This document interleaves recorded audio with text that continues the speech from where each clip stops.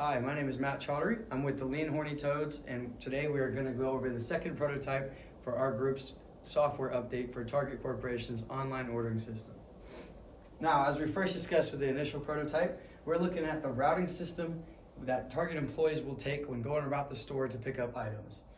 The ideal route is for them to start here, make one clockwise path, and then come back to the order bagging area where they can then finish with the order and make one loop in doing it, as opposed to going all throughout the store every which way, adding unnecessary additional time to each order.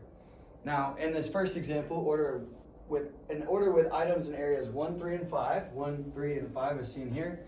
Traditionally, that would go where an employee would pick any item in a random order, but to follow with this path, the update would then have it go item 1, then 3, then 5, for the employee to start here, make one loop, and then come back.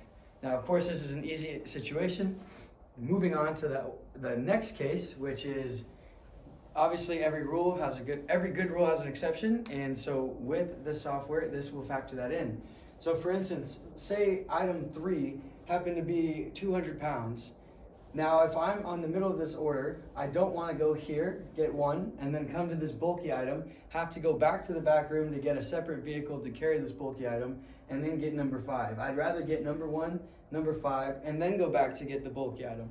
So another update that this prototype would have is that if the item is over, say, 50 to 100 pounds, that weight can be set later. Then that bulky item gets set to a separate order where it is only bulky items, so that instead of it being one bulky item in the middle of an order of 25, now it's one bulky item that gets picked separately and can be done a lot more efficiently.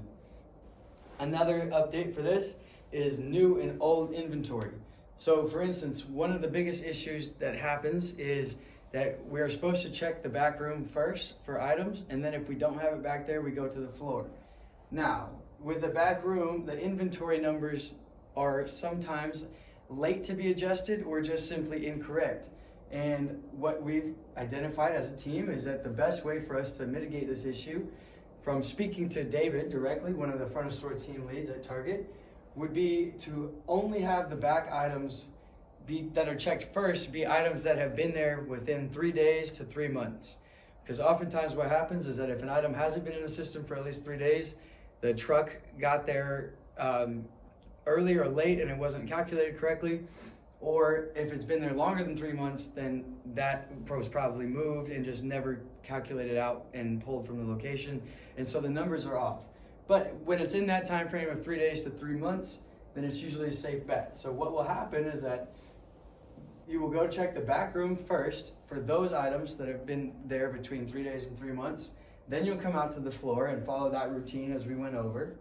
And then after that, then you'll go back to the back room and you'll check the new inventory that we just got in. So back 1 is our old stuff, back 2 is the fresh stuff, and then this is the floor. So you'd go back 1, floor, back 2. And the separation from back 1 to back 2 will save Target employees a lot of time, as they do not have to maneuver back and forth between the back room and the sales floor throughout that order. It's a one-time thing where they check first, then boom, and then one final stop to go check back 2, which hopefully they won't even have to do in having this order system help implement and fix the inventory.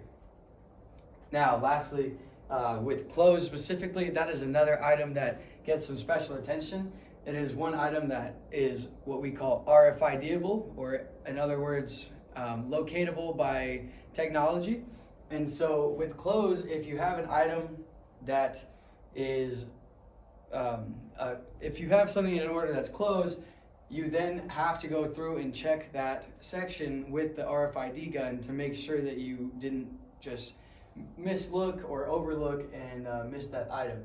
And so with clothes, then how that would work out is you would save these for the very, very end, and then you would RFID those ones that you could at the end to do one clean sweep of everything, as opposed to pulling out the RFID gun, having to connect it to your device multiple times throughout one order. This can sometimes take 15 minutes to simply just connect to the device we use, and so only doing that one time could save a lot of time for each employee. The closed situation would also follow the same model with the new and old inventory. If it's been there in that 3 days to 3 month range, you'll grab it on the normal path within the back 1, then floor, then back 2. But if it's been outside of that or before that, then it will be saved at the end for the RFID. Our group will continue to talk to Target Corporation and see how we can better improve this system. However, we are feeling like we've got a good start here with this prototype. Please let us know if you have any other questions, and we'd be happy to further clarify.